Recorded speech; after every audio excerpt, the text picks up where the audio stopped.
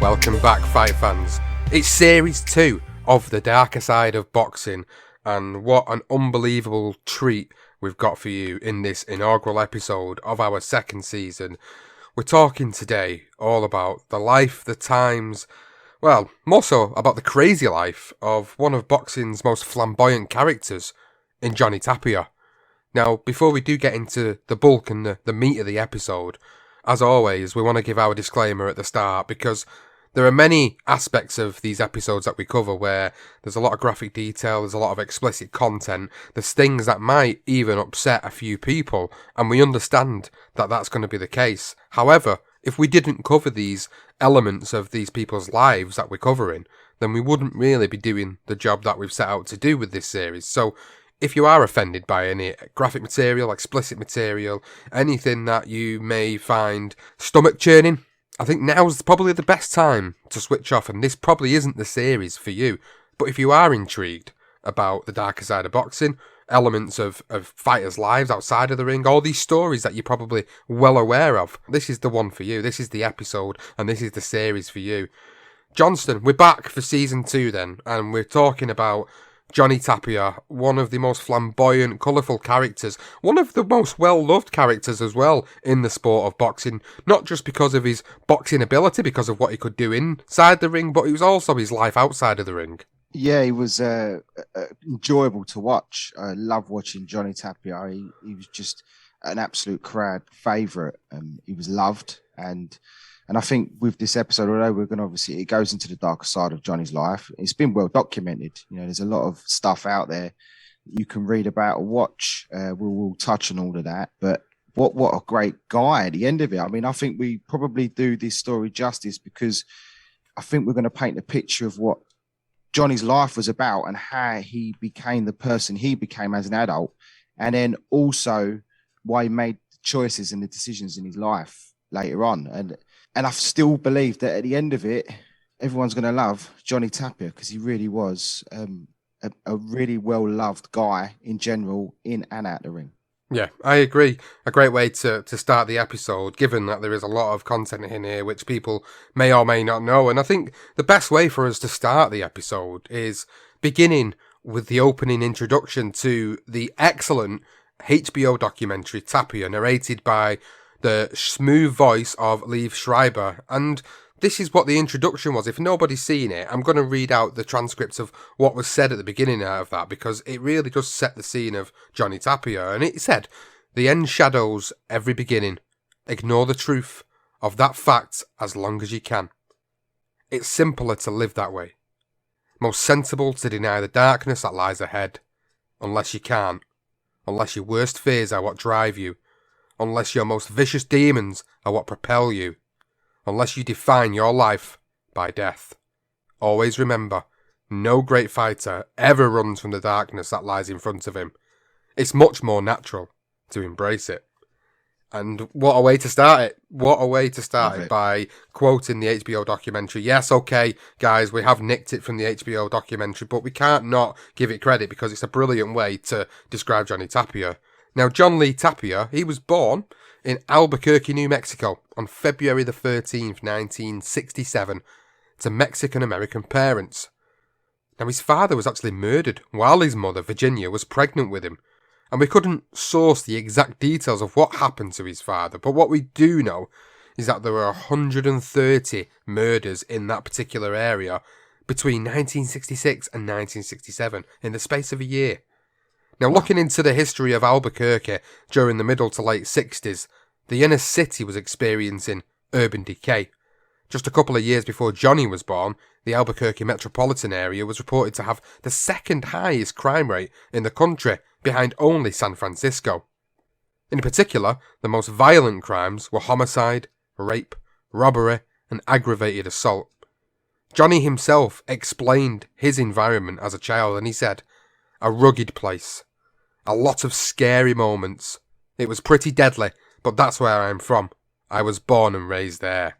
Wow. So, I mean, knowing that your father was murdered growing up must have been difficult to understand for young Johnny. And it must have made the world feel like a scary place, as he sort of mentions there, the scary moments around him. And Johnny and his mother lived in a little house on the corner of Lead Avenue and Carl Avenue in the inner city neighborhood of Bareilles in Albuquerque. Bareilles was a barrio turf. They are one of the largest transnational criminal gangs in Los Angeles, with 30 to 50,000 members between the United States, Mexico, and Central America, and was also aligned with the Mexican mafia. So that was the gang running Johnny's turf. And Johnny knew the dangers of his surroundings from a very young age. And he wrote in his autobiography, which was Mi Vida Loca, The Crazy Life of Johnny Tapia.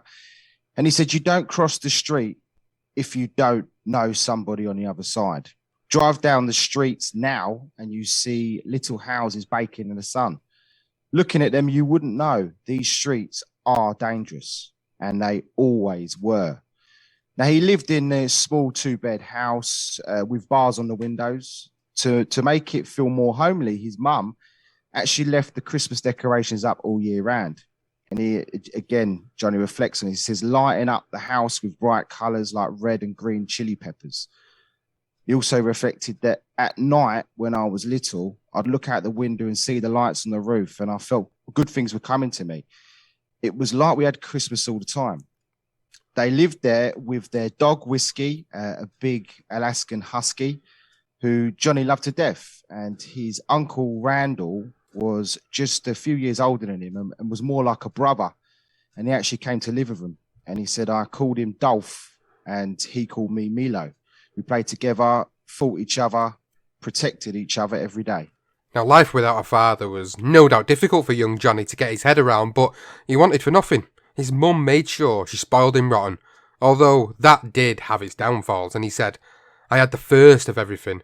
I had the first scooter on the block, the first four-wheeler, the first bicycle, and when Randall was with us, he got it too. She wanted her son to have the best. There's nothing little Johnny didn't get if he wanted it. How she did it, I still don't know. Some kid would stop me on the street and say, hey, Johnny Tapia, you think you're so cool riding that bike? And then he'd try to steal it. He'd be 4 inches taller than me and years older too. I may have been small, but I was always a hell of a fighter. I'd pound on him with my fists until I had him writhing on the ground, and then I'd ride on. If you get some privilege in the ghetto, you better be prepared to defend it. And that was in the words of Johnny Tapia himself. Now, Virginia, his mother, took Johnny to Albuquerque State Fair every year without fail, and she would enter him into the Penny Carnival dance contest for little kids, and he remembered winning fondly, and he said, I won because I'm a dancing machine, always have been, inherited that from her, never shied away from an audience. I took home a trophy and a prize, a little plastic golden cup mounted on a stand, and a little ninja sword, my prized possession. She was so proud of me. She kissed and hugged me all the way home. And from what Johnny Tapia explains in his autobiography also, his relationship with his mother was pretty much faultless. She gave him what she could, but it was the love that she gave him, as in his quote there, the loves and hugs and kisses that she gave him that was more precious to him and more memorable than any of the gifts she ever showered him with. And she was well known in the neighborhood amongst the other kids. She would always have sweets and treats in her bag, and she'd dish them out to the other kids as you see them. They even actually used to call her Santa Claus, apparently. And on one occasion, Johnny and his mother won an old pony at a raffle, and they took it home. And somehow they managed to look after it in the ghetto for a while, at least, anyway, until they had to give it away. And Johnny says, one day, my mum said, you got to give it back, Johnny. It's old and sick. You can't keep it anymore. It's cruel. I said, oh, come on, Mum, come on. She said, no, you got to give it back, Johnny. She was right. So we gave it back. But for a while, I was the luckiest kid who had a pony, thanks to my mum. And Johnny even rode that pony through the streets. He said, I loved that pony. I was so proud. I put the reins on, walked it all the way from 4th Street to 7th Street and back, pulling on the reins. Come on, pony. Come on, pony. Must have been quite a sight, me and my pony walking through the ghetto. Not too many ponies were there. And my mum basically took pictures, and I thought I was so cute. And we thought we were so lucky. I mean, wow, what a story. Riding a pony through Through the ghetto, brilliant stuff. Now, his mum felt bad for making Johnny give the pony away, so to make up for it, she bought him a Buick Riviera, and he wasn't even 10 years old at this point, but he had a car ready for him when he was old enough to drive, and she told him, "Someday, Johnny, that's your car." I saw myself behind the wheel, driving through the streets of Albuquerque, moving the wheel back and forth the way they do on TV. She always kept him dreaming of becoming something better, telling him, "You're a special boy, Johnny. Don't forget, you're special. You're small now, but you're going to be big someday. You got something special. You're going to have a big life. You'll see." Now, things did change when his mother got into a violent relationship with a guy called Claudio Gallegos, and he moved into the house when Johnny was 5 years old. Johnny said that they got married one day, and he wrote about their non-existent relationship, and he said, "He tolerated me, but I hated him. Hated how he took over the house. Hated his friends, men who'd come and put their feet on our living room table and yell and laugh. Men with tattoos and missing teeth and hard eyes always looking over their shoulders." Even with all this feeling towards him, he still had to call him Pop. Claudio was a drinker, and he always ordered Johnny and his mum around, and he'd say, "Johnny, go get me a beer. Johnny, go and get me cigarettes. Johnny, go change the station." Always bossing me around. I stayed up nights thinking about how I was going to get rid of him. That moment would come, but before that, Johnny and his mother found themselves in a traumatic situation. One night, Johnny heard shouting coming from the other room. It wasn't the normal sound that he was used to and could fall asleep to. And this is what he recalled. He said, "Couldn't anybody sleep with that yelling going on? And I could hear in the voice of my mother that something was wrong. Sounded like somebody slapping somebody. I guess I was scared, 5 years old. But I thought my mum was in trouble. I grabbed my ninja sword and crept into the living room. Saw him hitting her. That's all I could take. I saw red. I ran over and I stabbed that man with my sword and didn't think nothing about it. He hurt my mother and all I felt was rage. I wanted to kill him." Well, Johnny had actually stabbed Claudio in his leg with his trophy sword that he'd won. Although some report that it was a steak knife. So he says it was this sword. Some say it was a steak knife. And it actually prevented his mum from getting a potential beating that night. Johnny confirmed that Claudio and his mum stayed together for a while, but things were different. And he said after that, he treated me okay. I showed that man all right, and he left me alone, and he left her alone too. And not long after that, the police actually raided their house. They broke down the door in the middle of the night. They came in, guns whipping out, loud voices. Got so loud and chaotic. Whiskey ran away. I'm running outside, calling for whiskey. My mother's crying in the living room, and Claudio's got his arms in handcuffs, being pushed into a squad car outside. And that's the last I saw of either of them. So that's Claudio and his dog Whiskey. Never got Whiskey back. Never saw Claudio again. That's how life goes sometimes. You take the good with the bad. Now, during some weekends, Johnny would stay with his grandparents, and to keep him busy and out of trouble, his grandparents would send him to Wells Park. And he said they had programs for kids, street kids, kids like me, with lots of stuff to do, like basketball, baseball, trampoline, foosball, gymnastics, all kind of games. I'd be there all day and never sit down, just running and running. 2 years on from the domestic violence incident, Johnny went on a field day trip with Wells Park to Los Alamos. He had never left the ghetto before, so he was very excited about going, and he couldn't sleep during the days leading up to the trip, and he said, "I sat next to a nice woman with a big belly, a baby on the way. Her name was Concha. She had a sweet face, and she was so nice to me. She gave me candy and treats and talked to me the whole way on the drive. Or maybe I talked to her. I probably never stopped talking, but she smiled the whole way and laughed at my jokes." They spent the day hiking through the forest, and Johnny remembers having a great time, but before he knew it, it was over, and they were heading back. The bus was in good spirits, and they sang and they ate plenty of food on the drive home until everything went wrong, and Johnny describes the moment. It's getting late, and the bus is going down and down that mountainside and winding down, everybody's swaying from left to right, rocking with the curves. Suddenly, we catch a rock. The bus jumps and groans. The bus driver hits the brakes, but the brakes lock. Don't catch, don't stop. So we skid. the bus actually flipped and flew off an 80-foot mountain. Oh, Jesus. And it was a truly terrifying encounter. And Johnny describes what happened next in his book. He said, people were flying through the air, people hitting the ceiling, knocking into each other. Food and drinks are flying over everything. And for a moment, it feels like we're never going to stop. The worst thing happens. It is a vision I will never forget. The bus finally hits and catches the side of the mountain, slides down the hillside and doesn't stop until we hit a tree. I get thrown down the front of the bus and the pole by the bus catches me hard, gives me a concussion, cracks my head right open. The same second, I see Concha. She flies right past me. She flies right through the front window, hits that tree before the bus does, and then the bus hits her. Wow. Now, in Paul Zannon's book, The Ghost of Johnny Tapia, co-written with Johnny's wife, Teresa Tapia, will come into this episode shortly.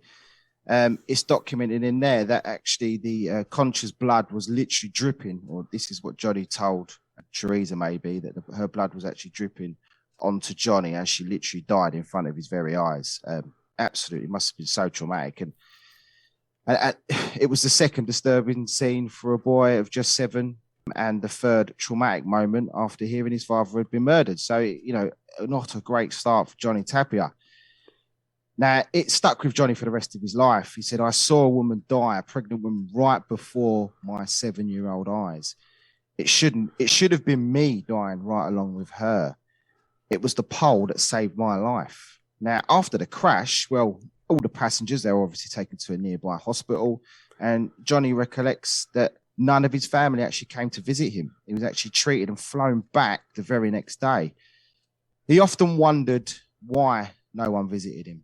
He wondered why his loving mother never come to collect him. And he said that, again in his book, if she had really known, she would have been there. I believe that in my heart. My mother was always the only one to touch me with that kind of love.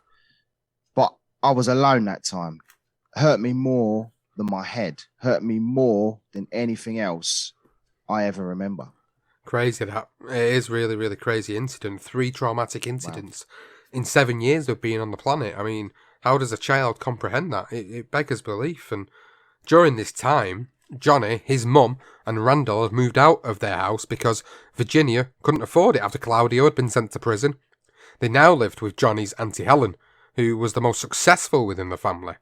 The other 2 sisters, by Johnny's own admission, they were always in and out of prison for drugs. Helen held down a job as an accountant at the local university and had a young son, Stephen, and owned a yellow Pinto car that she shared with her sister. It was a year after Johnny almost died and witnessed death in front of his very eyes.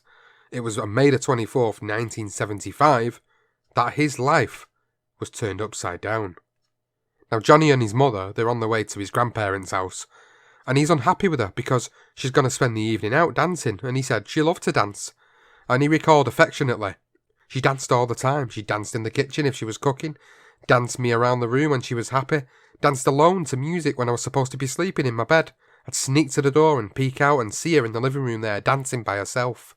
And sometimes she'd go dancing with her friends and be gone for days, and Johnny would hardly miss her, hardly notice a whole weekend had gone by, mainly because he had plenty of family around the house to keep him active, and he said there were always at least 12, sometimes as much as 20 cousins and uncles also living in that house. They kept me busy playing and fighting and playing and fighting and then fighting some more. There was always a lot of noise in that house, so I had my fun when she'd go dancing. But on this occasion, Johnny had a bad feeling, and he was adamant that she should not go. When they arrived at his grandparents' house, he wasn't talking to her.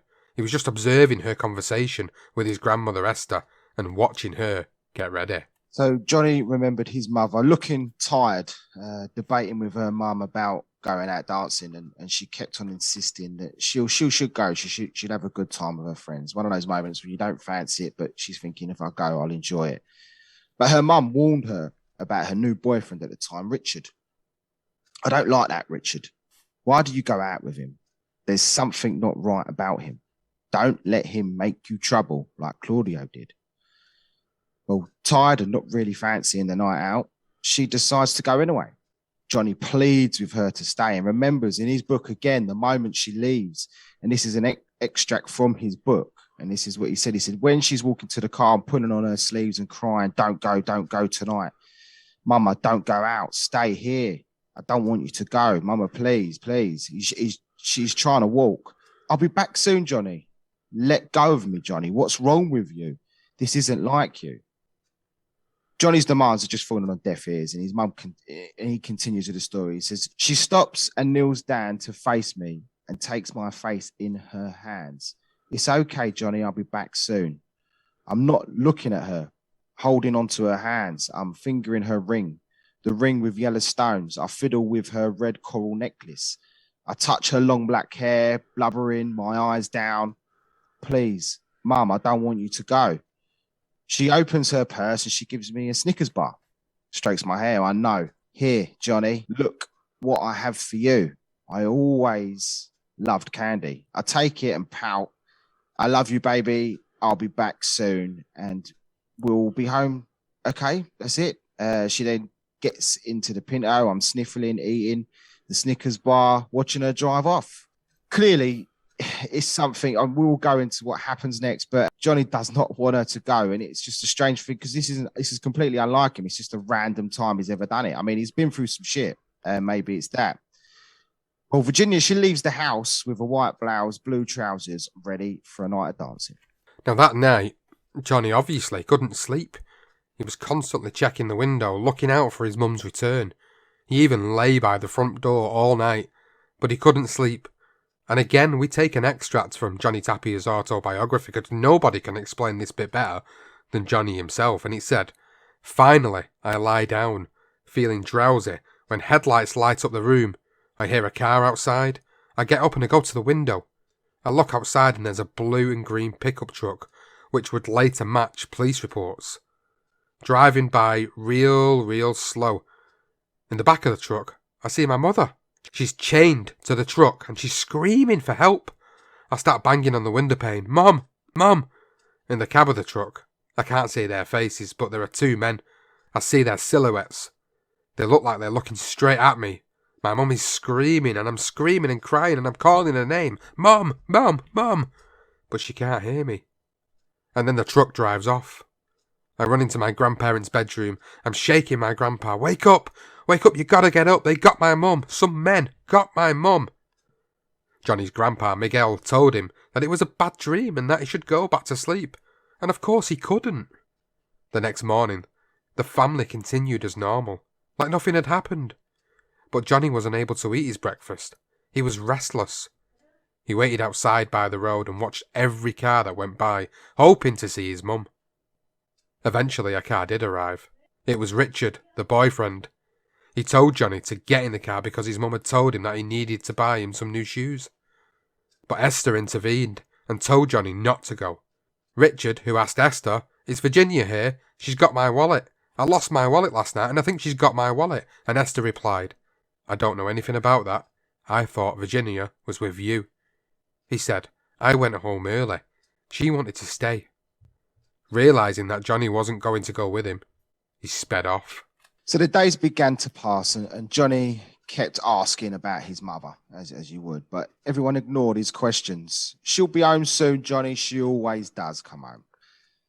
That's what they told him. Now, come Monday morning, his auntie Helen arrives, wondering where her car was. Virginia told her that she would have the car back for Monday, so she'd go to work. Johnny began to sense an unrest amongst the family, but nobody called the police. That's the last thing a family would do that live in the ghetto. Probably still today. I mean, it doesn't matter what area you're in. 3 days later, Johnny was in his grandparents' living room when there was a knock on the door. It was a family member holding a newspaper showing up an article to his grandparents about an unidentified woman wearing unique jewelry. The woman had been found brutally attacked and was in intensive care. His grandparents recognized the jewelry instantly and headed to the hospital without Johnny. The woman in the paper was, of course, Johnny's mother, Virginia. She had been abducted, raped, and driven to a remote gravel pit in the southwest valley of Albuquerque. Now we're going to go into Paul Zannon's book. And he wrote what happened next. He said, Johnny's interpretation of the attack as a little boy was that she was tied up and stabbed 27 times with an ice pick. But the coroner's report would confirm it was actually a screwdriver and an open pair of scissors. It was such a brutal attack that one of her breasts was almost completely severed. Somehow she managed to crawl out of the pit. And when nearby workers found her, it looked like she had been aiming to crawl to the local houses in the distance. They called the police instantly and described her as wearing a red blouse.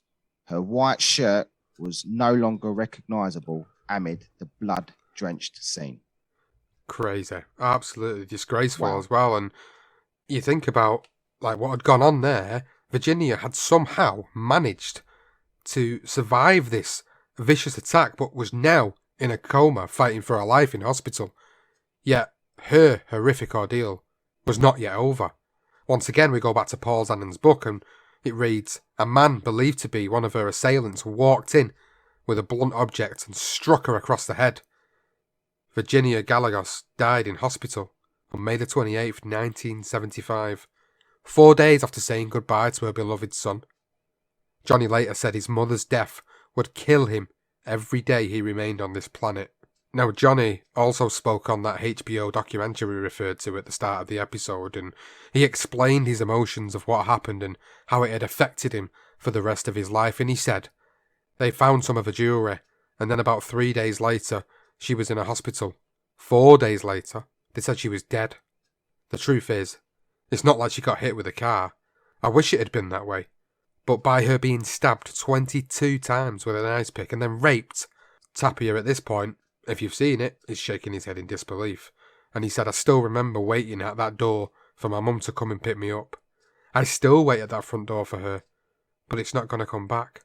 She's never going to come back. Now, just a few years later, Johnny was still unable to visit his mother's gravesite. It was too emotional for him to deal with, understandably so. And when he did find the willpower to visit her, it was too much for him to take. He threw himself onto a knife by her resting place to commit suicide. His attempt was unsuccessful. The knife did not penetrate enough to end his life. He took this as a sign that it was not yet his time to be with his beloved mother. Well, Virginia Tapia's murder was officially classified as unsolved when the police closed the case a year after the crime. Johnny's life had to carry on. He moved in with his grandparents and they brought him up as their son. And he remembered, my whole childhood, we were poor. I was raised by my grandma and grandpa. We were on welfare, but we made it. My grandfather was a real rugged, tough, macho man.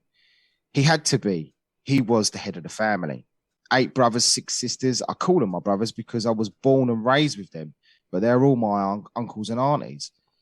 Under his grandparents' roof, the discipline was completely different to how life was with his mother beforehand, before her death. And this is what he reminisced on. He said, in my family, nobody ever cried. You cried, grandpa would smack you upside your head. You complained, you'd get smacked. You talk back, you come home late, you were on the phone too long, you made a smart remark, a funny face, you made a beating coming your way fast. So his granddad didn't have none of it. A beating was a real beating as well, he said. Nothing soft about it.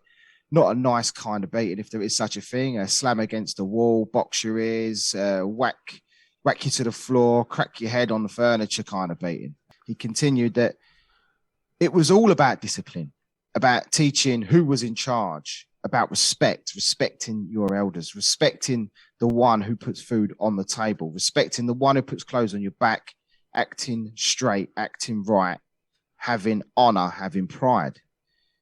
If anyone ever had any doubts about who was actually head of the house, though, well, Grandma Esther would be sure to put them right. Again, he said Grandpa would discipline the boys and Grandma would discipline the girls. And in between, Esther took the frying pan to my Grandpa Miguel's head, just in case anybody forgot who was boss.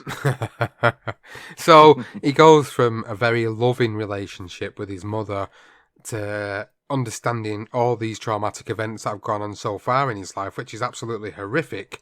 And then he goes into a really strict disciplinarian environment with his gran and granddad, which must have been a really difficult transition given what had gone on so far. Now, by the age of 9, Johnny realised that boxing might be a way out. Fighting was always part of the Tapia heritage, so it actually made sense to follow that path. And he said, my grandpa, Miguel Tapia, was a boxing champ when he was a young man, and he boxed in San Miguel County up near Las Vegas, New Mexico. He lived in a tiny town called Ribera, and he boxed and dreamed of becoming a world champion before he met my grandmother and started the family and became a man. Boxed before he had to work in the mines, and then he got the black lung, and then he had to give it all up. Now, his granddad made a punching bag in the backyard, and all the family would use it. They all knew how to punch and fight. Even when his mum alive, Johnny was fighting, but when he began living at his grandparents' permanently, his fighting intensified to street fighting. And some have reported that his grandpa Miguel and uncles would even bet on Johnny to earn some extra money. And Johnny said, my brother Randall used to challenge me with the other little kids in the community centre. He would tell me to fight this guy, fight that guy, and if I beat him up, I would get $1. I never did like to street fight, but I did a lot of them. It was normal. At the age of 11, Johnny officially began to box as an amateur, and in his first fight he got a knockout in just 30 seconds.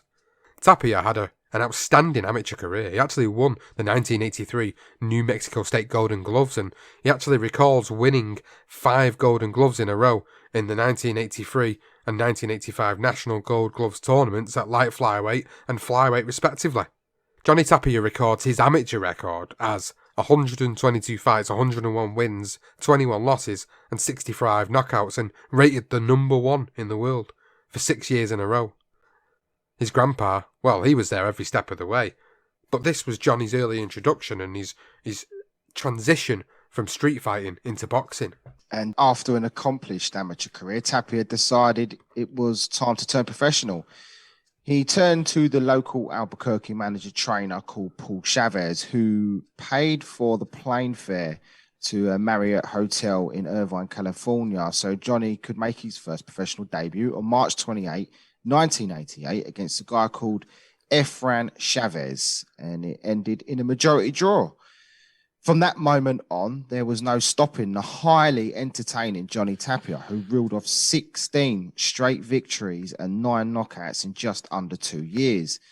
That winning streak gave him the opportunity to fight for the vacant USBA World Flyweight title in Reno on a Bob Arum promoted card against Roland Gomez, who was a 21-3 guy. Now, after 11 rounds, the referee Mills Lane intervened and stopped the contest. Al Bernstein actually commentated on his fight as well, and he can be heard saying he took a major step towards getting a shot at a world title. Now, Johnny actually dedicated that USBA title to his grandmother for Mother's Day, and at the age of just 23 years old, he was being tipped as a future star of boxing. The trouble was, outside the ring, he was living a separate life. He was now a member of Albuquerque's Wells Park Locals gang and had been using or began to use cocaine. He said, the first time I did it, I was like, wow, I enjoyed it. That's why I kept doing it. Cocaine was my mistress. Now, while Johnny was in the Wells Park gang, he was actually shot many times, and he actually witnessed some horrific things, like if anything could be worse than what he's already witnessed. One occasion, Johnny was fighting in a park for his gang when the police opened fire. The man that Johnny was actually fighting was shot dead in the head right in front of him. Before his first defense, going back to the boxing, so amongst all this, he's fighting outside, he's fighting in the ring and outside the ring. But before his first defense of the USBA title in June, Johnny failed his first drugs test. He did go on to knock out Pablo Valenzuela, who was 91-3, and Jose Felix Montiel, 33-3-1 in Phoenix and in Las Vegas, respectively. By the time he made his last 2 defenses of that USBA title against Luigi Camantero, a 12-round unanimous decision and a technical decision over Santiago Calabero, He failed several more drugs tests and was on the verge of, being banned. I think the one thing we need to put into context for everybody listening at this point really is you probably feel like we've maybe jumped on quite a lot from the moment when Johnny found boxing to the moment he's turning professional. And the reason for that is because this isn't our career profile series, it's the darker side of boxing. So whilst there is going to be a lot of incidents outside of the ring, mostly, there are going to be bits of his career that we are going to cover, and we probably will also do a career profile on there, because I know some people previously have mentioned, why do you skip over the careers? And the reason is because we've got all these stories to tell you. So Johnny's career has shot from him being a successful amateur, for him going to his professional career on the verge of fighting for a world title, and then he starts to use cocaine. And you look at where this was at now, and he's failing drug tests left, right and centre. And even with this all hanging over him now, he actually had a record of 21 victories and just 1 draw, and was being lined up for a world title shot, and was about to be offered $1 million contract to star in Pepsi commercials. His career was then stalled further while he tried to get clean and make a return, but he was arrested for intimidating a witness in the murder trial of his cousin, and it was for that reason his professional boxing licence was suspended. He made the local news, and he was interviewed in handcuffs, and this is what they said to him. They said, "What happened, Johnny?" The reporter said, "I don't know, they just picked me up at training." "Well, what did you do?" "I don't know, I was just training and getting ready for the fight when they got me." The suspension by the New Mexico Commission actually kept Johnny Tapia out of the ring for 3.5 years. Johnny admitted years after that his actions were down to stupidity, using and fighting depression and anger that I couldn't control. His life was spiralling out of control. He continued to use cocaine, and he spent the best part of 1990 to 91 homeless and broke. The only way he could make money was through fighting, but without a license, he turned to unlicensed boxing in an Albuquerque bar cooler for $300 and a case of beer. He was rock bottom, absolutely rock bottom, and he said, "Everything I destroyed was myself. I didn't want to hurt nobody or do anybody. It was my battles with cocaine, with my addiction. I could just not cry out to my mum to help me." His one shining light was his girlfriend and soon-to-be wife, Teresa, who he met in the middle of his pending suspension. Now, she never had any idea of his drug addiction. He actually managed to keep that from her until she found him snorting coke in the bathroom one night. Although it was never likely to take long to discover, especially when he was pronounced dead on arrival on 5 occasions from 1991 to 1993. And Teresa recalls, 5 times that I know of, or should I say, that I was aware of when he was with me. Well, this is the side of things you just mentioned there. We are skimming through the boxing career because it is a dark side of boxing, but the stories in between for Johnny there are so many. So this is why we've had to skim through this career. But the DOAs, so the first documented DOA was the day of their wedding in 1992, and the second was in the fall of 1993. Now, when he was found in the streets of Albuquerque with a stab wound to his head, having overdosed on narcotics, someone actually found him on the street, figured out it was Johnny Tapia by his tattoos, so they picked him up and dropped him off outside the hospital, and that's how he recovered. So one on the wedding day, and then the next one a year later. Now, during 1993, Johnny and Teresa lost a 4-month baby into pregnancy. Johnny was then arrested for drink driving and then sent to prison for 3 months for breaking his probation conditions. So clearly a tough time for him. When he was actually released on December the 23rd, he promised Teresa that he had changed, and he promised that he'd kick the habit for good. Then on Christmas Eve, he went to visit his grandparents without Teresa, but assured her that he'd be back that night. 1 week later, on New Year's Day, Johnny walks into their small 1-bed rented apartment after his drug binge, expecting to be banging the doghouse. Instead, Teresa, she greets him with a smile and told him, "You go get some rest." When he woke up from his 3-day coma, she fed him a slap-up meal and told him what the plan will be for the next 6 or 8 weeks or so.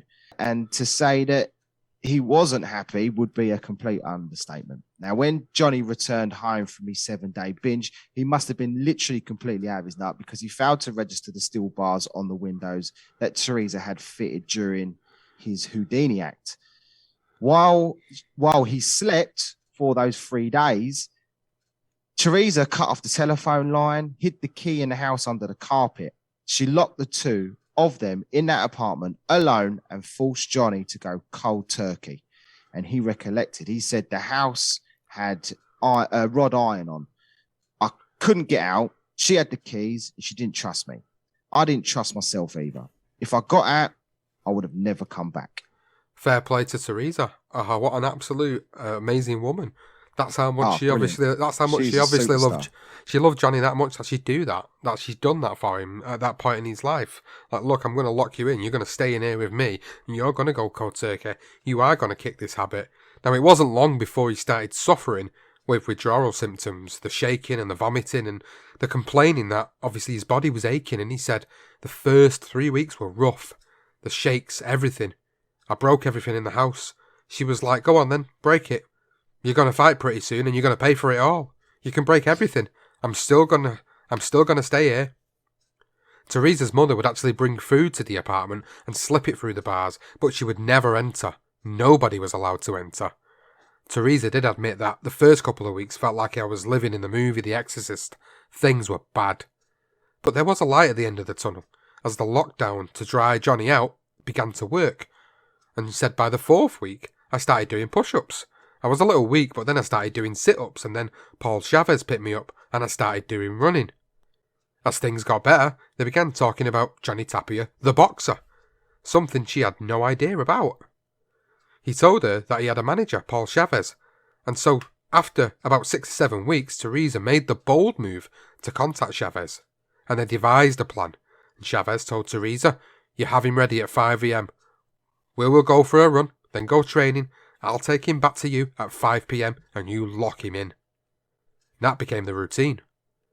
Happy that he had made significant progress, Chavez put the call into Top Rank and arranged for Johnny Tapia to make his return on the Tommy Morrison vs Brian Scott undercard. In March 1994, and at the age of 27, Johnny Tapia was back in a Tulsa ring again against Jamie Olvera, promoted by Tony Holden. Now the two had never met previously, but Holden said during the weigh-in, Johnny somehow realised that the promoter was preoccupied and he came up to me and asked, Mr. Holden, what's wrong with you? Tapia persisted until Holden finally told him that his best friend had been paralysed and his wife and child were killed in a car accident. Well, we'll come back to why we mentioned that in a minute. We'll go into that in a sec. But after the weigh-in, Johnny insisted on going with Holden to visit his friend, not basically taking no for an answer. So he went and visited his friend, obviously going through a tough time. The next day, he made a winning return by knocking out the Texan in 4 rounds. Teresa actually watched the fight as well, and she was in tears afterwards, and she actually come running up to Johnny. She said, you don't need to do this anymore. I'll go back to work.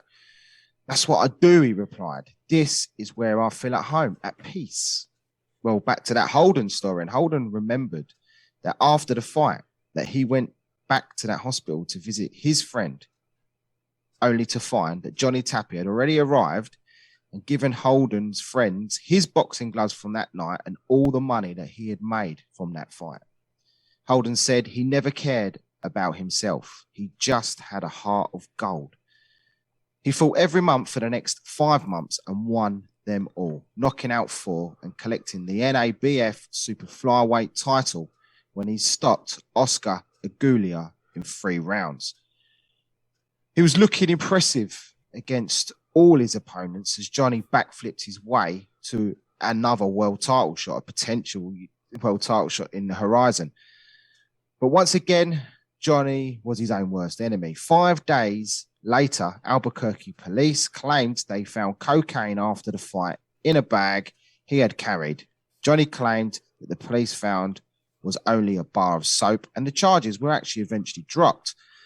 But a better source, again, Paul Zenon and Teresa herself, explained that Johnny had indeed fallen off the wagon and was arrested by Albuquerque police for trying to sell counterfeit drugs to an undercover policeman. Teresa confessed it was a very difficult or very delicate time. Nothing ever came of that arrest, so his world title fight was still very much on. In an interview with his nan, Johnny did not shy away from his difficult 3.5 years out of the ring, saying, "Falling down and coming back up, I'm proud of myself for once, and I just hope to get bigger and better things." Well, bigger and better things was exactly what Johnny Tapia went on to achieve. He got his first world title shot against Henry Martinez, 16-1-1 for the vacant WBO super flyweight title on October 12, 1994 at the University Arena, aka the Pit, in his hometown of Albuquerque. Now, the atmosphere was tremendous, and so was Tapia that night. He was like a man possessed. He emotionally re-watched the fight during the HBO documentary, and he said, "This is my hometown. Look at all those people. Nobody was going to beat me there. I was ready to go. I would never lose in my hometown." And he didn't.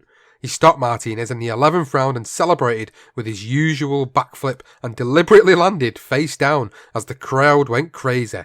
Tapia could not contain himself, and he later said, "It was the biggest accomplishment in my life. To come back from everything I had been through. The beautiful thing, I won in my hometown. My first world title, and the fans were crying for me. I had died and came back. It had been a long road, and at the end of the tunnel, there was a lot of shining light." It was a euphoric moment that he dedicated to his manager, his family, his mother, and his wife because, in his own words, "I didn't do it myself. I did it with my wife." Johnny fought a non-title bout at the convention centre in Albuquerque and won a second-round knockout before heading back to the Pit in his first defence against Jose Rafael Souza in February of 1995. And in his corner that night, he had a celebrity, and one of our all-time favourite characters involved in boxing, B.A. Baracus, a.k.a. Mr. T. When interviewed on the night, Mr. T, in a voice reminiscent of Clubber Lang from Rocky III, said, "I worked in the corner with him from May 1994. I've been in the corners before, so I know what I'm doing. I'm not going to be fumbling around like a load of makeup guys in Hollywood. I know what I'm doing." Now, the fight was aired live on ESPN2, and Johnny outpointed the Argentinian over 12 rounds. In blistering heat of over 100 degrees, Johnny picked up a draw in his second defence against Ricardo Vargas in Caesars Palace, Las Vegas. The fight was stopped in the 8th round after an accidental clash of heads, and Johnny passed out with heat exhaustion as he left the ring. So it's just getting better for him. His life's turning around. It's going from strength to strength. He's won the world title. He's defended it twice. He's even got Mr. T in his corner. I hope everybody enjoyed my really mediocre impression of Mr. T there. I'm sure you'll be slating me for that one, but hey, look at where Johnny Tapia's life is going at this point. On an absolute high in the ring. He really is absolutely flying. And his next defence was 2 months later against Arthur Johnson. And while in training, Johnny and Teresa were giving some shocking news. The last thing you need with Johnny Tapia on an absolute high. Well, it was Teresa's brother, Robert, was in a critical condition after he attempted suicide. They rushed to the hospital to be by his side and stayed with him for the next few days. Johnny decided to head home and carry on his training. Just hours after he left, Teresa was actually given the good news that her brother would pull through. Exhausted, she decided to return home, but when she got there, Johnny was missing. She tried not to fear the worst, but when she only got his voicemail, I think we all know what the inevitable was. She was eventually woken up by a knock at the door in the early hours of the morning. It was Johnny, and he was high again. She tried to reason with him, calm him down, but he was completely out of his face. There was just no way. She packed a bag with the intentions of going to stay with her mum, but then Johnny came running after her as she left with a loaded gun, shouting, "I'm going to kill you, then I'm going to kill myself." When she returned to the house, unnerved, but more worried because Johnny was making no sense, and because he didn't even recognize her at times, calling her one of his homies. Teresa then threatened to call the police, but it was Johnny who actually called them. They had like a tussle. The gun landed on the floor and then it emptied. The gun emptied as it fell on the floor and it went off. So no one was injured. But the police, news crews, helicopters, police dogs, they all showed up. It was like someone rang the police because they had this gunshot. Next thing is police there. They've called the police. They've all arrived. Johnny, he takes off. He legs it. He gets himself into a position where he goes under this car and coats himself in oil just to throw the dogs off of his scent. It worked. Once everything had settled down and the police had disappeared, Johnny actually surfaced from underneath a car and walked home, still high out of his face. When Teresa saw him in the state he was in, she was just in disbelief, and all she told him was just go and take a shower. That was the end of that. Wow, what a story. I never knew that story about Johnny. I mean, I don't know all these stories about Johnny. This is the beauty of us doing the episode for the first time of Johnny Tapia's life, is I've only known so much of it, and stories like this is exactly kind of what make you endear to Johnny Tapia as a character, really. You think to yourself, he seems so dangerous, but then look what ends up happening as a result of this, and look at the way Teresa, the strong-minded woman that she is, was able to do that and deal with it so well. But to make matters worse for Johnny, Top Rank was flying in that morning for a press conference with Johnny and Arthur Johnson to promote their upcoming fight. Teresa was knackered anyway after her brother was a touch and go, so she decided to clean herself up, and she told Johnny not to answer the door to anybody.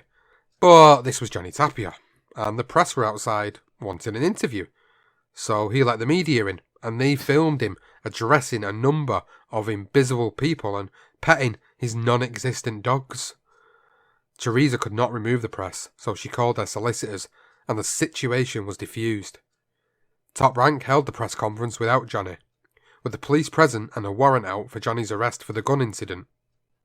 Now, Teresa and Johnny skipped town for a few days until things calmed down, but when they returned, Johnny was given a court date that he had to attend, otherwise face sentencing.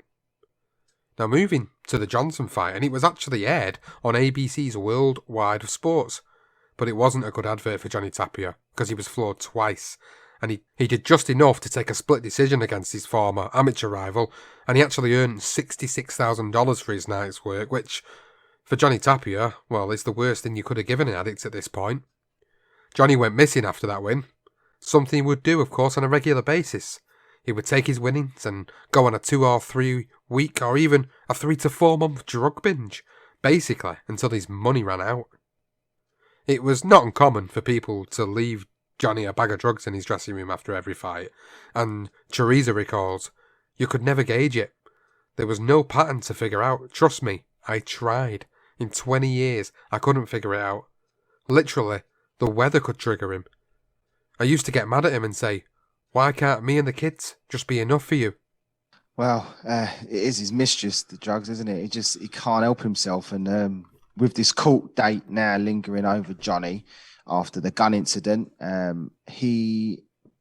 if he failed to attend, he was basically going to be sentenced for 18 months. So he's got this day over him. He has to attend this court date, otherwise he's going to prison.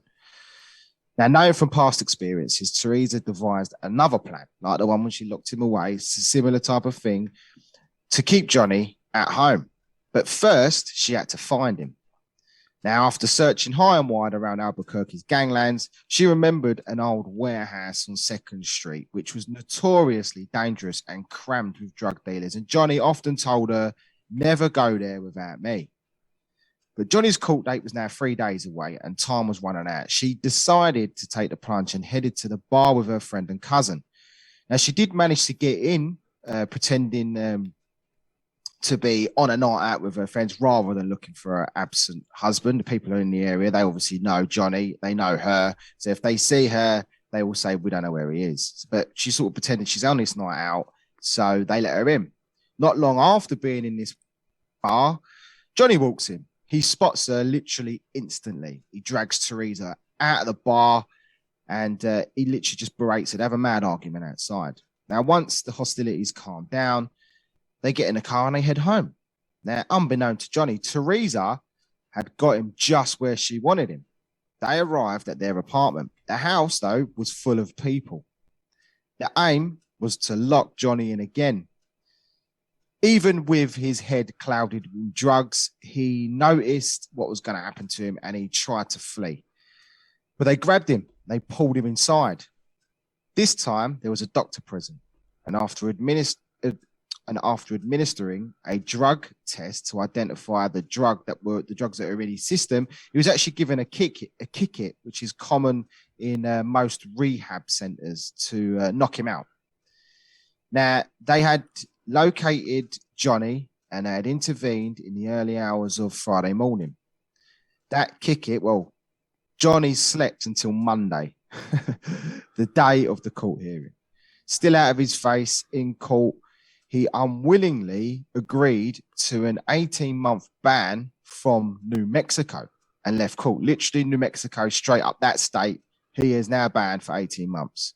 Still in a haze, he was given another kick-it dose from the doctor, which sedated him. Teresa, her mother, stepfather, brother, well, they all drove him up to the Big Bear in California, where a friend of his was Oscar De La Hoya, had a house set up for them to stay in. Brilliant. Never knew that. Fearing that Johnny would cause problems on the plane, they decided to actually drive the 800-mile trip to Cali from Albuquerque, which took them 20 hours, but they got there without any difficulties. Again, great stories. Oscar De La Hoya being so involved with Johnny Tapia's life at this point in time as well. It's something, like you say, I never knew that until, the research was done for this episode. Now, by the time Johnny had finally come around, they were in their new apartment and he was tripping. They argued and Johnny threatened to run away, but Teresa, well, she stood firm. He eventually had no option but to begin training after encouragement from his brother-in-law and close friend Robert. The intervention of Bob Case, aka Bopper, was a significant moment in not only Johnny's life but also Teresa's. He was Johnny's agent and a good friend who never took a penny off Johnny throughout his whole career, even when he had millions in the bank. He did take the occasional pair of trainers from him though, something Johnny always did if he had love for you. Now it was Bob Case that presented an idea to Teresa and he said, "Why don't you manage him? You're one of the smartest people I've ever met." Unsure if she was up to the job, Bopper convinced her by spreading his wisdom and he said, "Manage him. Then the money's in the family and nobody's trying to pick the gold out of your teeth. You'll do great." And so, she did exactly that. It kept Johnny on the straight and narrow, for the time being anyway. His ban from New Mexico meant he needed travel permits to work around certain venues, but he fought 10 times, winning 7 title defences for the next 2 years. During this time, Bob Case introduced Johnny to actor Mickey Rooney, who had starred in boxing films Killer McCoy and Requiem for a Heavyweight, and they became close friends. Rooney told the Albuquerque Journal, "We quickly became very dear and good friends. He's family to me. We're very close. I'm his buddy and confidant." When Johnny would pray in the dressing room, there would often be pictures of Rooney standing with his hand on Johnny's shoulder, praying with him. In the summer of 1996, Johnny struck up a close friendship with fellow fighter Diego Corrales, while top of the bill defending his WBO super flyweight world title. Now, following the departure of Paul Chavez, Johnny's new trainer, Willie Borchert, wanted Corrales to train with him for his next defence in 2 months' time. They got along so well that Corrales ended up living with Johnny and Teresa in Albuquerque for several months. They became very close, with Johnny looking after Corrales like a protective big brother. Johnny had a reputation for working his way through many different trainers after Chavez. He worked with Larry Goosen, Miguel Diaz, Dub Huntley, and then Jesse Reed. But before he settled for Reed, Johnny hired the legendary Emmanuel Stewart as his new trainer, but actually fired him on the first day because Stewart sent over his assistant, which Johnny thought was disrespectful. Well, Johnny then decided to go on another drug binge, like he does, and was in and out of jail as well around this time, right up to 3 weeks before his next fight. And during his exile from Albuquerque, another star had emerged who was 7 years younger than Johnny Tapia. His name was Danny Romero, Jr., 30-1. Their rivalry emerged while both held titles in the same division. And Johnny said it started when Daniel was coming up as a champion and I was already kicked out of boxing. I was the bad guy, he was the good guy. I did the drugs and went to jail. He did everything good. When I came back into boxing, I took some of the spotlight, or some of his spotlight. So that's when he started to call me out. Now, after one of Romero's knockout victories, he actually told Larry Merchant after the fight, "You see what happened tonight? It will happen the same way. The same way he, as in Tapia, don't want none of this. I've got to dispose of this little gnat that has been all over me, so it's time to get rid of it." So jumping to Johnny, and when Johnny won his fight, all he kept shouting, you can see it, it's in the documentary, you can watch the fight as well, he's sort of punching his chest, "I want Danny, I want Danny." So they were on a collision course, but this fight went beyond the ring. The fight between the Albuquerque Natives was finally made for the summer of 1997 at the Thomas and Mack Center in Las Vegas, and it was full of hatred and hostility amongst not only the fighters, but also between rival gangs in New Mexico who were now taking sides in a dispute.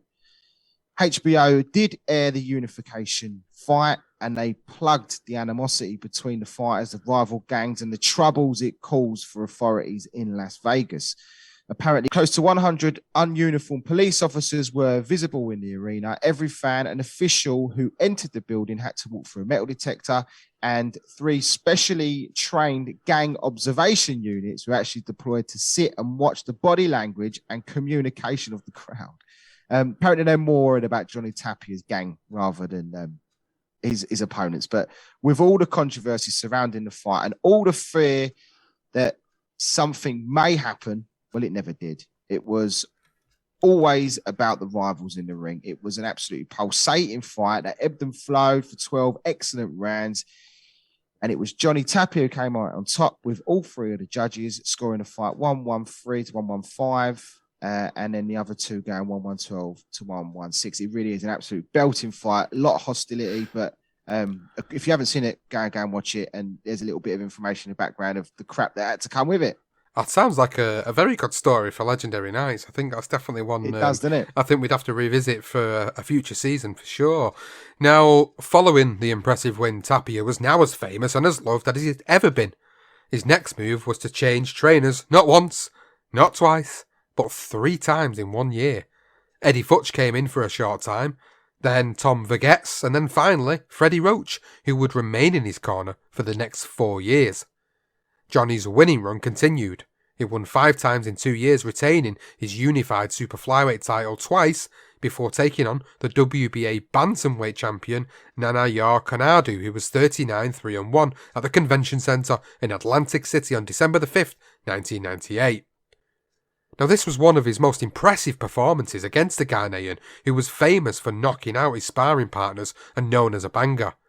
He had knocked out over 30 opponents in just 40 fights, so Johnny needed to adapt his aggressive style. Instead, he showed the other side to his game. He boxed beautifully that night, working behind the jab, using the angles, the superior footwork and the speed to overcome Konadu and take a points victory to become a 2-weight world champion. Johnny had become the biggest earner in the lower divisions of the boxing world during the mid to late 90s, although he actually never saw a paycheck. Teresa dealt with that side of things. He was happy with that, because he could just not be trusted. When not fighting in the ring or going out on drug sprees, he used to like helping the homeless by giving them money and clothes and hot meals. One evening in Teresa's company, he gave a homeless man $100. As they walked away, the man actually got jumped by a load of teenagers, and without a second thought, Johnny ran to the homeless man's aid and started knocking them down like bowling pins. The rest that didn't get a clump, well, they legged it. And the story, of course, well, it hit the newspapers, didn't it? And Johnny was interviewed about the incident many times. He, of course, never left out any of the details. And Teresa said he didn't care if it was inside or outside of the ring. He needed to fight. He felt alive when he fought. So 1999, well, it was a massively important year for Johnny Tapia in and outside the ring. He had been clean for almost a year now, re-signed with Top Rank for a 2-fight deal. In his first fight, he knocked out a guy called Albert Martinez in the first round, which set up a big money fight against Paulie Ayala, 27-1. He had also turned 32 that year, the same age his mother was when she got murdered. Teresa said this became a turning point in Johnny's life. When Johnny turned 32 years of age, it was a race against time trying to keep him alive. And that was the words from Teresa. This increased his depression. He felt it was wrong for him to live longer than her. According to Teresa, his emotions were all over the place. He would be angry 1 minute and then he'd be crying the next. This is when she decided to do all she could to reopen the murder case of Virginia Tapia Gallegos in hope that Johnny could finally find peace. Well, Jerry Waltz and his elite team of investigators were hired to find Virginia's murders. They found a file that detailed the case, which had statements from witnesses, lists of physical evidence, including blood stains on a pair of men's shoes and inside a car, plus fingerprints from beer cans. Now, all evidence led to one suspect and an accomplice. By the spring of 1999, Waltz and his team had closed the case when they found the killer 24 years after it took place.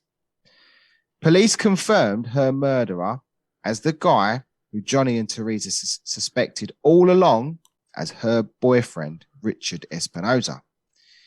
He was never brought to justice because 8 years after the killing of Virginia, he died after a hit and run accident.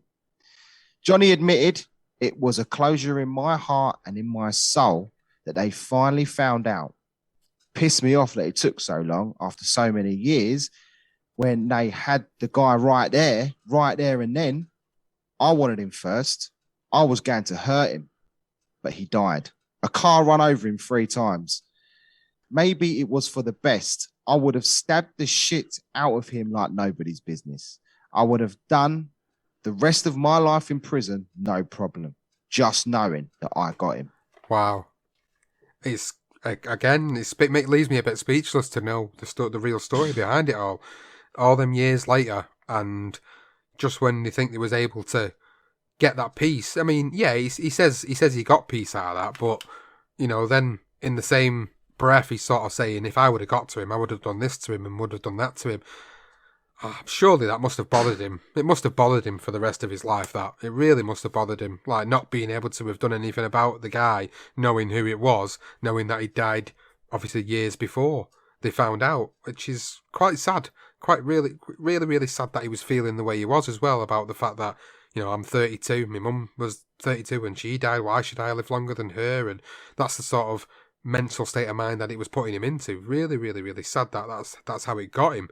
Now, although that case was closed and Johnny finally knew who had killed his mother, the whole ordeal did exactly what I've just said. It made his mental health worse. He was given the news only weeks before the Ayala fight, which resulted in his training regime going down the shitter, and discussions of postponements were starting to come to the forefront. Johnny made sure it was only discussions because he was adamant that he wanted to fight. He wanted to empty his rage in the ring. Now, in the 1999 Ring Magazine Fight of the Year, Tapia and Ayala produced a fight to remember at the Mandalay Bay in Las Vegas, but somewhat controversially, it was the southpaw from Fort Worth, Texas, that was given the unanimous decision. It was a very close fight, and a very difficult one to pick a winner. But Johnny, well, he fell to his first professional loss after 48 bouts. He felt like he had let Teresa down more than ever and ended up hitting rock bottom. He announced his retirement from boxing before disappearing for a couple of months. Of course, he was back on the drugs. He would return home and get patched up by Teresa and then disappear again. Now, during this period of depression, Johnny actually tried to kill himself on 2 separate occasions, and in Paul Zannon's book that we've referenced a few times, he wrote, the first time was in Nevada. He was holding a gun, getting ready to complete what he had set out to do, and Teresa walked in on him, ran over and lunged at him, forcing him to drop the gun. When the gun hit the floor, it went off, leaving a bullet hole in the wall. The second time was in New Mexico when Johnny stabbed himself with a steak knife. On both occasions, he was admitted to mental health facilities for about a week. During this time in the clinic, he was diagnosed with ADHD, bipolar disorder, and not surprisingly, post-traumatic stress disorder. But once again, he bounced back and he got himself into shape and he was back in the ring. He became the WBO bantamweight champion and retained the title in the year 2000 before getting a rematch with Paulie Ayala in October at a catchweight of 124 pounds. Unreal. In a hostile atmosphere for this fight at the MGM Grand. In the rematch, well, Tapia lost again, but this time it was a robbery by many accounts. And when the scorecards were announced, the Tapia camp were infuriated at the decision. Johnny was actually escorted from the ring by security, and his brother-in-law was led away in handcuffs after he punched Todd DeBooth, who was Bob Arum's stepson, in the mouth. The television commentator spoke of their disbelief. They said it's happened again. I just can't agree. I just don't understand what type of decision. Boxing News over here, well, they made their feelings public. Johnny Tapia was twice hospitalized for depression and has contemplated suicide. But in Nevada, they have their own kind of shock treatment. Tapia just got robbed after he fought superbly and appeared to beat Paulie Ayala in their exciting 12-round rematch. So everybody was just up in arms about it. It was a defeat he shouldn't have had. I think that's pretty much. If you haven't seen it, I've not watched the whole fight, but to be honest, I just haven't had the chance. But he won the fight and he didn't get the decision. There were negotiations after this, though, for a Prince Nazim Hamid fight to be put in place. And it actually had been agreed in principle. Johnny was a fan of the brash talking Brit, and he said, put us two personalities together and it will be a special fight. And it would have been an absolutely amazing fight. But Naz actually went on to lose to Barrera, and that fight was scrapped. The other big fight they were looking at was in 2001 that never materialized, and that would get Manny Pacquiao. Johnny Tapia was supposed to fight the winner of Pacquiao, Agapito Sanchez, but they fought to a draw, and that was the reason why that never fight. The Pacquiao fight never happened. So two great names there that he could have gone on to fight. Instead of those potential belters, Tapia took on the dangerous Mexican veteran Cesar Soto, 54-9-3 at Mandalay Bay in Vegas. It was aired on Showtime, promoted by Don King. Once again, Johnny changed trainers. Bob Case brought in George Travalo as an assistant to Buddy McGirt, who was now the man in charge. McGirt made it clear that the body shots would be key in the third round.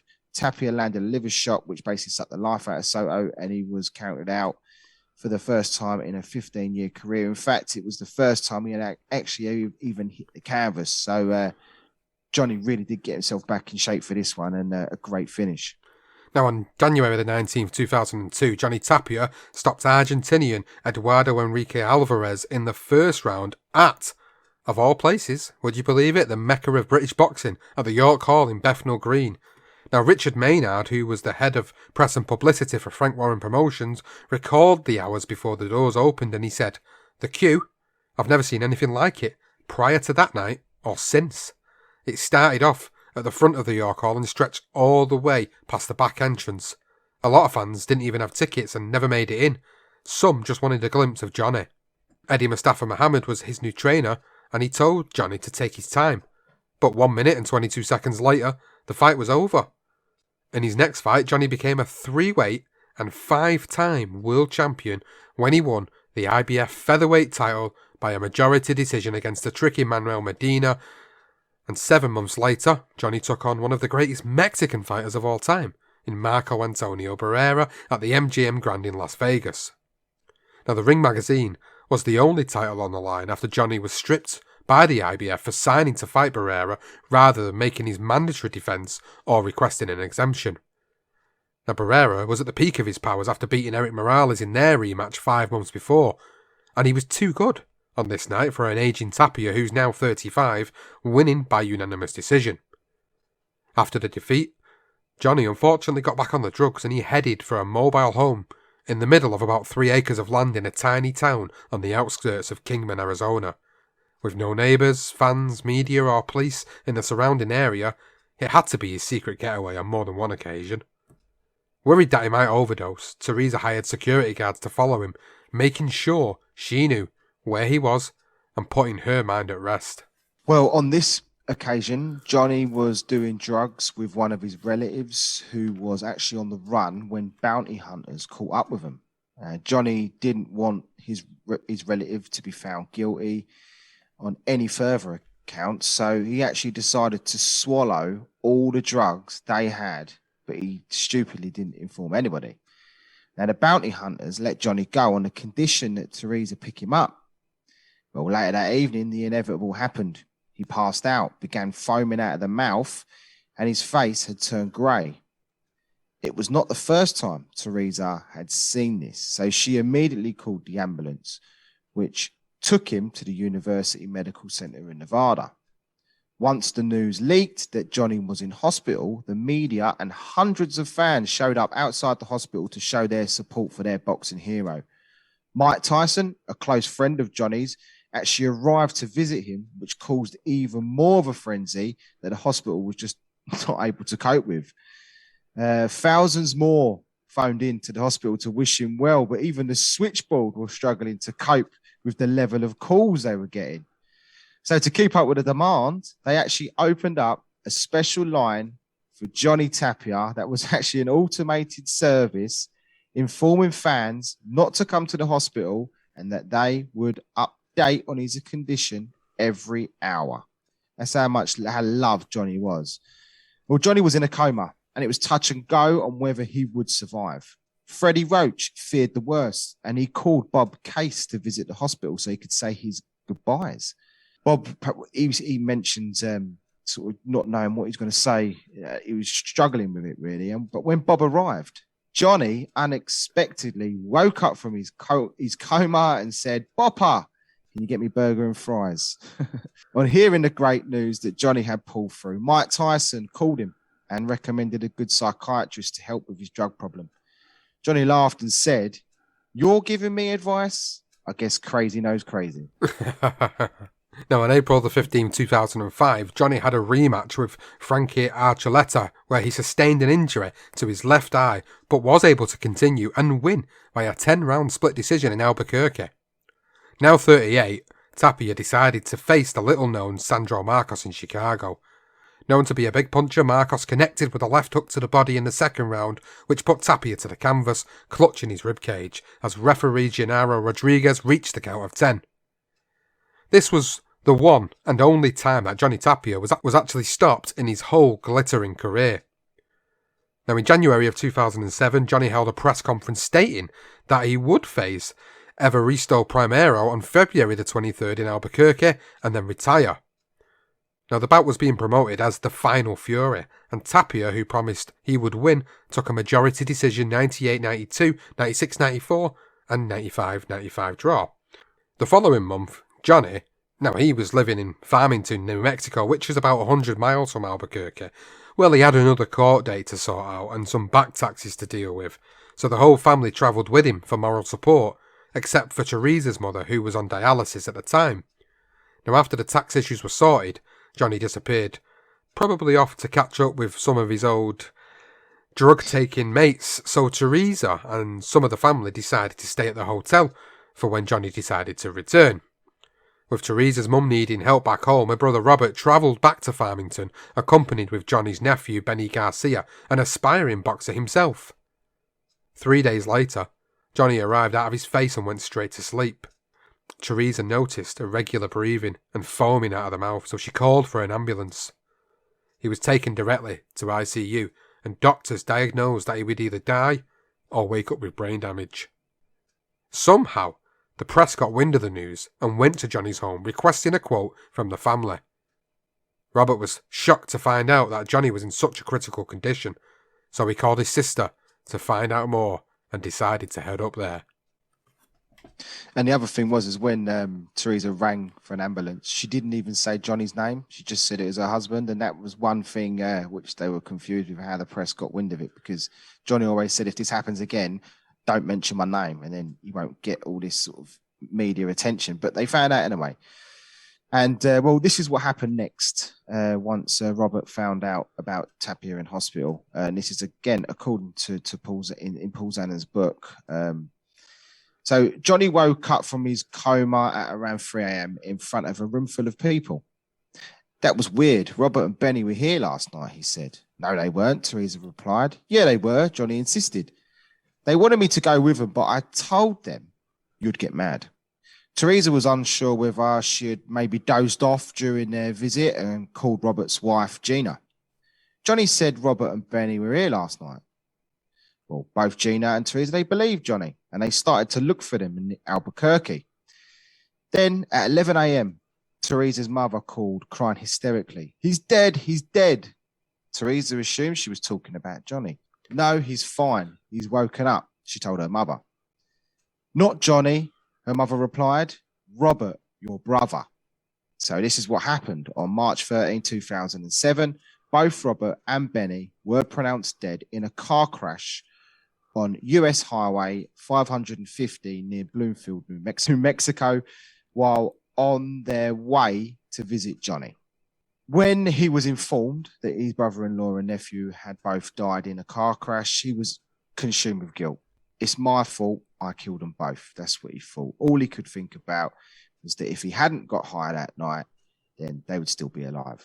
Now, on top of all the feeling of all this guilt that he had, he was arrested for being in possession with a large amount of cocaine that was actually found in the pocket of his trousers when he arrived in the hospital. Now, it looked like he was going to get a prison sentence. It was imminent, but the judge ruled that he attend a drug rehabilitation center instead. 2 months after Robert died, Johnny's good friend, Diego Corrales, was killed in a three-vehicle accident while riding his Suzuki motorcycle near Las Vegas, or near his Las Vegas home. And that was another death that was hard for Johnny to take. All this death that surrounded him, it just felt like everyone he ever got close to was gone. Now, Teresa was worried for her husband, especially with the ease in which he was managing to still get high. She felt spending time in the rehab facility was making him worse and managed to convince the authorities that it would be better for Johnny to be home with her. They agreed on the condition that he report to another drug rehab facility closer to their home whilst on probation. Now, Teresa was seriously worried about her husband, saying, I don't know how this story is going to end. I'd love to think that in 30 years we'll be old together and surrounded by family, but when I asked Johnny how he sees himself in the future, he says he's not even sure he'll wake up tomorrow. The following year, in 2008, a probation officer was due for a home visit. Teresa arrived back at their apartment just before the visit and found Johnny unconscious on the sofa. He was high. She managed to get him into the car with help from her other brother when the probation officer arrived. Get him to hospital, they said in a panic. While driving to the hospital, Johnny went into cardiac arrest. Teresa spotted a police car and waved them down, who called an ambulance. When paramedics arrived, Johnny had stopped breathing. They administered CPR for about 15 minutes on the roadside until they amazingly got him breathing again. He was sent directly to ICU, and it was once again feared that he would not make it, but if he did, he would be brain damaged. They also discovered that Johnny had injected a whole dose of insulin into his body that belonged to Teresa's mum. Like some sort of machine, he would actually survive unscathed. And Paul Zanon wrote what happened next, and he said, after over 40 hours, Johnny woke up. The first thing he did was look around and say with an air of relief, I'm not in jail? Now when Teresa told him he was instead in the hospital, he laughed and said, It worked. What worked? She replied. I knew I was dirty and had probation, so instead of giving them a urine sample and going to jail, I decided to overdose. It was a gamble, but if I survived, I probably wouldn't have to go back to jail. Oh, Jesus. That is just a madness, isn't it? Jesus, to think that. Wow. Well, it was a dangerous plan, a very dangerous plan, and he almost died or ended up brain dead once again, but he pulls through. But it would be the last time Johnny would flirt with death. He wrote in his 2006 book, he said, I was raised as a pit bull, raised to fight to the death. Mi vida loca. 4 times I was declared dead. 4 times they wanted to pull life support. And many more times I came close to dying. I mean, mi vida loca as well. We haven't probably mentioned that. The fact that that's his nickname as well, my crazy life. So yeah, just to throw that in. And then good jumping on that 2008. And Johnny was actually sentenced to prison in Los Lunas prison for 18 months for numerous offences, including obviously drug possession. That same day that he went into prison, Teresa's mum passed away, just 4 weeks after Teresa's grandmother had died. Now, maybe due to the fear of suicide, I think the prison must have decided to segregate him because of that reason from the general population. Now, although they did say, they came out and said that they segregated Johnny because they wanted to prevent him from hurting himself or Johnny hurting someone else. So for 23 and a half hours a day, he would spend in his cell alone, literally just going stir crazy. He hated it, hated every minute of it. After 10 months, Johnny was finally allowed to join the rest of his inmates. And funny enough, there was 0 incidents. They loved him. He got on well with them. He actually had, for the limited time he was there, he had, and he's in prison, but he seems, by the sounds of things, and all accounts, he seemed to enjoy himself. Now, while serving, Johnny received more heartbreaking news when his a good friend of his, which we ain't mentioned, but Arturo Gatti had died in mysterious circumstances. We have done a dark side of boxing on that. Death was again on his mind. It's just crazy. But Johnny was given an opportunity, an early release from prison with the condition that he attend community service. In an unusual choice of charity service, Johnny actually managed to secure a boxing contract. He told the authorities, "I'll fight 3 times and give the purses to charity." They agreed, and he signed a 3-fight contract while behind bars in early 2010, with the first of the trio being against Jorge Alberto Reyes on March 6, 2010, followed by Jose Alonso on September 24 the same year. At the age of 43, he stopped them both in 4 rounds. In the same year, Johnny learned that his father was alive, a guy called Jerry Padilla, who he already knew. He was apparently intrigued, as in Johnny was intrigued, by the similarities in their mannerisms. So the two decided to submit an at-home DNA test, which confirmed that they were father and son. Wow. That must have been an immense moment, really. An emotional moment for him in his life. I can't even imagine what was going through his mind at this point, at the age of 43, finding out he's actually got a father who's alive. You know, like, wow. This is crazy, isn't it? Now, after this remarkable discovery, Teresa had established Johnny's next steps after boxing when she jointly opened a gym in Albuquerque with Tapia's promoters, Smash Management. The new gym was called Team Tapia Boxing Academy, and it opened on March the 5th, 2011. Now, in Johnny's last fight of the agreed contract and the last of his career, he fought Colombian Mauricio Pastrana in front of his home crowd at the Hard Rock in Albuquerque on June the 4th, 2011. With the crowd cheering him on, Johnny won by a wide margin to the delight of his adoring fans. The following year, Johnny began discussing his funeral arrangements with Teresa, and she said the trigger was a photo of Robert's gravesite. On May the 25th, 2012, Johnny broke down telling her, "I'm going to miss you. I love you so much, but I have to go." "You're not going anywhere," she told him. "What are you talking about?" "I love you and our boys, but it's time. It's time." Now, Teresa then found a letter later that day telling her that he was sorry, but that he knew he had no more chances left. The next day, they celebrated the 12th birthday of their son, and Johnny complained about a stomachache, but that was normal because he had a terrible diet. On May the 27th, 2012, Teresa tried to get Johnny out of bed to go with her, the kids and her sister to go and watch Men in Black at the cinema. He wasn't interested, telling her to go and that he would sleep. Again, there was nothing out of the ordinary here, but as she left the house, she had this feeling of dread. While at the cinema, she couldn't sit still, so she decided to go home halfway through. And when she got home, she rushed upstairs to find Johnny's bed empty. That was when she discovered him face down on the hallway floor. This time, it felt different to all the other times Johnny had passed out with a drug overdose.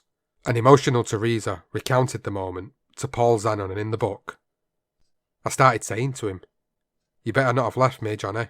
If you've left me, I'll hate you. This was supposed to be us together. Please get up, Johnny. Please, just get up.' She called 911. They arrived within minutes, but this time, it was too late. The paramedic told Teresa, 'Ma'am, I'm sorry.' Unable to accept the news of the man who constantly defied death, Teresa replied, "We're talking about Johnny here. He always comes back." But for Johnny Tapia, this would be the last time, and the official cause of his death, as recorded on his certificate, was complications of hypersensitive heart disease. And that was the end of Johnny Tapia's crazy life. Oh, blimey, terrible. It's awful when you sort of hear those words from Teresa that she just can't. He always comes back. That's just awful. Well, investigators found one hydrocodone tablet and a painkiller on the floor beside his body, which confirming that prescription drugs were the root cause of his death. That's what they say. I mean, you read out the recorded what it says on the death certificate anyway, Sean. So that is the recorded death, and that's what they found. And they also confirmed that there were no indications of an overdose or alcohol use, but he likely developed medical complications from past illegal drug use. So it was almost like a concoction, isn't it? Those over the years, it's just taken its toll on his body, and then the prescription drugs have just sort of taken him over the edge. And Johnny was actually taking medication at the time for his bipolar disorder and high blood pressure. So that's the prescription drugs he was on. Teresa said that he was full of life and was training still. We know he abused his body with drugs, but he was clean from cocaine. Unfortunately, he was taking prescription medication at the time, but it was because everything in his body was broken down. Johnny Lee Tapia died on May 27, 2012, the day before the 37th anniversary of his mother's death, and he was 45 years old. Teresa spent her life keeping Johnny alive, but she was always fighting a losing battle, especially once his boxing career had come to an end. She said in her own words, "Johnny always said that when my career is over, I don't know what I'm going to do with myself, and I probably won't last long." He lasted 1 year from when he quit boxing. Some 6,800 fans attended Johnny's funeral. His closed casket was placed in the middle of a boxing ring in the pit in Albuquerque, with a picture of him in his trademark hooded robe at the base of the ramp. A silver life-size sculpture of the champion doing his trademark backflip was also on display. Highlights of Tapia's fights were played in the pit's video screens. People lined up at dawn to attend the memorial, armed with candles, flowers, and homemade cards to pay tributes. Some waited so long to get into the pit that they needed to be escorted to the hospital to be treated for dehydration. There was so many. I mean, just before the service began, the crowd outside lifted off the roof with chants of "Johnny, Johnny." And, well, Bob Case recalls the moment. He says it was the biggest funeral in the history of New Mexico. About 7,000 people attended, and they turned away a few thousand. Unheard of. He lived 500 years in 45 years. Ring announcer Jimmy Lennon Jr. began the proceedings with the traditional 10 count in his honour. Boxers Mike Tyson and Oscar De La Hoya, promoter Don King, and trainer Freddie Roach delivered video tributes.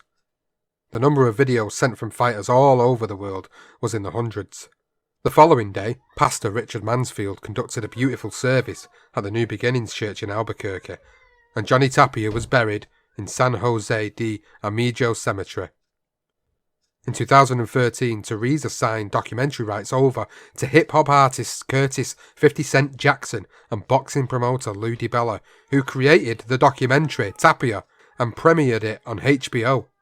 Now, Teresa remarried briefly to the actor-singer Darius McCrary, but they ended up having their marriage annulled. Then, to Johnny's alleged half-brother, Jeffrey Padilla, who was convicted in 2003 on charges of second-degree murder, conspiracy to commit first-degree murder, and drug trafficking, and was on probation at the time. Then in 2014, Teresa convinced Jerry to do a DNA test to see if Jeffrey was Johnny's brother, and the test established that they could not have had the same father, which was a bit of a controversial moment as well. Teresa then told the media that the 2010 DNA test was tainted and that Jerry was a fraud. Jerry Padilla recounted with this statement to the media, printed by the Albuquerque Journal, and he said, "I have been told that there are inconsistent DNA results in regard to me being Johnny Tapia's father. I cannot comment on this until the results are verified and examined by a third party. On January the 4th, Padilla had blood drawn at Mobile Medical Associates, and the results of the test concluded by Independent Forensics DNA Testing and Technologies of Lombard, Illinois. They concluded that Jerry L. Padilla is excluded as the father of Johnny Tapia. Teresa and Jeffrey got divorced just 4 months in, and she went on to remarry a 4th time to the former Albuquerque boxer Archie Ray Marquez, who ended up going to trial on multiple charges of domestic battery and sexual assault.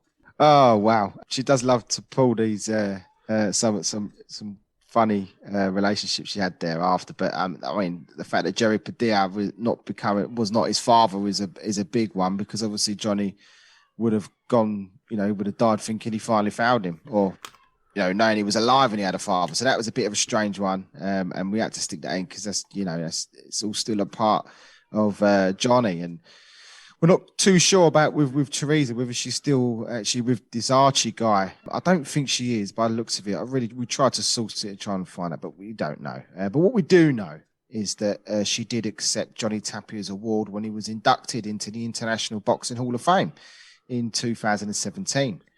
And she delivered a moving speech to those that were in attendance. And this is what she said. She said, standing here before you all, I finally have an answer to Johnny's question that he sought in life. Johnny, you belong here in Canastona, New York, immortalized with all of boxing's greats, past and present. Welcome home, Johnny. The accolades on Johnny Tapia are so vast. There's so many ex-promoters, whoever you want, ex-fighters, they've all got something to say about Johnny Tapia. So we're just going to end this episode with a few of our favourites. And Ed Bromfee, the International Boxing Hall of Fame Executive Director, said in 2019, he said this of Johnny, he said, of the thousands of fighters who laced up the gloves, Johnny Tapia may have brought the most passion to the square ring. Mi Vida Loca fought with skill, intensity, and desire that elevated him to 5 world titles in 3 weight divisions and the love of boxing fans the world over. Former trainer Eddie Mustafa Mohammed said, what made Johnny Tapia a great fighter? Being Johnny Tapia, he trained hard and brought entertainment with him. When he put it all together in the ring, doing all that funny stuff, he was unbeatable. And, we haven't mentioned it, but Johnny Tapia, when he was in the ring, he did love to be a bit flashy and pose around. That's why the Naz fight would have been a great fight. Yeah, some great words from some of those guys. Now, Max Kellerman said he always fights with his heart on his sleeve, and it is difficult to love boxing and not love him. Mike Tyson called Tapia one of the greatest fighters ever. Freddie Roach spoke to Sports Illustrated in 2002, and he said, Johnny sees things well. Sometimes by the book, it would be wrong to do the things that Johnny does, but he's such a natural fighter, he gets away with it. Longtime friend Bob Case, who Johnny Tapia gave his IBF title to as a goodwill gesture, remembers a story about him, and he said one day they were asleep on a plane and Johnny woke up and said, Bopper, am I a bad guy? Case woke up and said, no, you're a good guy. You're just a product of your environment. Johnny replied, thanks, Bopper, and went back to sleep. Case said many years later, I can't think how many times I've thought about that since he's passed. And the ending quote really would come from Johnny Tapia, which has been written again in The Ghost of Tapia by Paul Zanon, published by Hamilcar, and it reads, if I wake up, I know I'm a success. The day I don't wake up, I know I'll be home. I have 1 foot on this earth, and 1 foot has crossed over. I didn't just die, I lived. And what a way to end a really epic tale of a crazy life that was Johnny Tapia's. Mi Vida Loca, one of the great fighters in boxing history, and also begs a lot of questions as to what if and how could he have done should he have not had all these issues outside of the ring. But yet, given what he did inside the ring, amazing. I still think it's amazing what he achieved in his career, given the life he had. And as Bob Case said, that he's the product of his environment, and all the stories we've spoke about, his mum, the brutal killing of his mum, living with that for such a long time. all these stories about his life all culminated in these moments and these events that happened. And for me, whilst all of this episode is about the darker side of Johnny's life, we do obviously go into a lot of his accolades in his career because we can't not mention them. Whilst it might feel like a bit of a skimmed career profile, to me, it's really making sure that we do recognise what he did achieve, but also going with the subject of what this series is all about, is covering all them aspects, all them struggles, everything that he had to go through. To see what he did at the end of it all, really, for me, was unbelievable. Any less of a man wouldn't have been able to achieve that for me. Oh, it's incredible. If he had have been clean throughout all of his career, I dread to think how good he could have been. I mean, he was already brilliant, and he used to train so hard. When he needed to, he got his head down and went for it. But the damage that the drugs would have put on his body, I know as a youngster you can probably fight those off, but the older you get, it's harder for you to recover as quickly. And he had that. Literally, I mean, he hadn't been stopped in his whole career. He didn't get stopped until he was like, in his 40s. And that was a body shot. And that's probably down to the constant use of drugs. But the fact is that what he went through at such a young age, thinking his dad died, or his dad did die by the sounds of things before he was even born. He had the incident in the bus crash. He stabbed his mum's boyfriend in the leg. His mum gets murdered. He hits the drugs. His brother-in-law, sort of blood brother, close friend of his, dies. Loads of other close friends. He didn't realize he was in friends with Diego Corrales and being so tight with him and Gatti. I mean, it is just what death did seem to surround him. At times, you do think if he was looking for it, not that he was looking. People die around you, but the fact is, it's just like there were times when it was almost it just become a part of him now from that moment his mum died. But as a boxer, what a great guy to watch. And as we always thought, he was a nice guy. He just messed himself up. He loved a lot of people around him, done a lot of things for people. It was just he struggled with the demons within himself. And that's quite sad. And it's horrible for Teresa, who I have to say, she's an absolute superstar. I mean, what a woman she is. Yeah, I agree with that. I know obviously Paul Zanon had the pleasure of being able to speak to Teresa to put their book together, which is a brilliant book, by the way, and it's quite a short book, and obviously we've took a few extracts from it, so a big thanks to Hamilcar and obviously to Paul for putting that together to allow us to give us some more source material to put together our episode. And of course the HBO documentary, everything that's out there on Johnny Tapia allows you to get a real picture of who this guy really was and how great of a guy he was, but not just that, how much of a shining light Teresa was in his life. I mean, what would have happened if she wouldn't have walked into his life? We might not have been talking about the boxing career that he had. I mean, yeah, obviously she had a lot of struggles with him, doing what she had to do to keep him on the straight and narrow, which was very, very difficult, obviously, at times for her to do that. But she managed it somehow, all the way up until the end. And it just amazes me that, there's some people out there like Teresa Tapia who was there to stay with her man all the way up until the end. She stuck by him 100%, even in the worst of times and the best of times. I honestly, my hat's off to her. My hat's off to her for what she did for him. And, she probably helped prolong his life for as long as he was on the planet, because I don't think if she was around, he probably would have died sooner. I think that's quite evident, isn't it, from the story, that if she wasn't around in his life, he would have been long gone. And we might not have been having this conversation, speaking about him in as high regard. But for me, the story of the crazy life of Johnny Tapia it had to be our opening episode to season 2, because, how could we not refer to the dark side of boxing and not talk about Johnny Tapia and the life outside of the ring that hampered his boxing career? There was a few years where he was out of the sport because of his issues outside of the ring. Did we lose some of him? Yeah, absolutely, we definitely did. But look what he did. Look what he did. Even with all that aside, look at what he was able to achieve in the sport. For me, still unbelievable. And it was well worthy of his place in the Boxing Hall of Fame. And I've thoroughly enjoyed this. I hope everybody's enjoyed it. Johnston, your final thoughts then on Johnny Tapia and that crazy life of his? Just from a very young age, just how traumatic it must have been for him, and he was never able to really deal with those demons. And then by the looks of things, he needed an intervention earlier in his life, and it might have helped him. But as you say, Teresa she kept him alive. But it was the inevitable was going to happen. He almost wanted to commit suicide. How many times? How many DOAs? I mean, goodness, there's only so many times you can die and be brought back to life. And as you say, if it wasn't for her, we wouldn't be speaking about Johnny Tapia and what he became. Because I think after that USBA title, I think if he hadn't have met her, I think that would have been basically the end of Johnny, and he would have just been a gang member. I don't think he would have been back in boxing. So one thing I'll say, it's been great watching back on his footage. I know this is the darker side of it. I mean, we have picked out the parts of all the problems and the battles he had with drugs and all the dark shit that's happened to him throughout his life. But what an amazing fighter. Really was an absolute superstar and great fun to watch. Not only was his fighting style really good, he was a fantastic boxer as well when he needed to be. And he was fun because he used to mess around, sort of stick his chin in and then pull it out again and boast to the crowd. It's just if you haven't watched Johnny Tapia, watch him because he was brilliant. But a great story. And I hope we've put him in a nice light because by the sounds of things, no matter what, all this dark stuff that happened to him, he was a genuinely nice guy. And I think at some point he will feature on career profiles because we will definitely do a full career profile on him.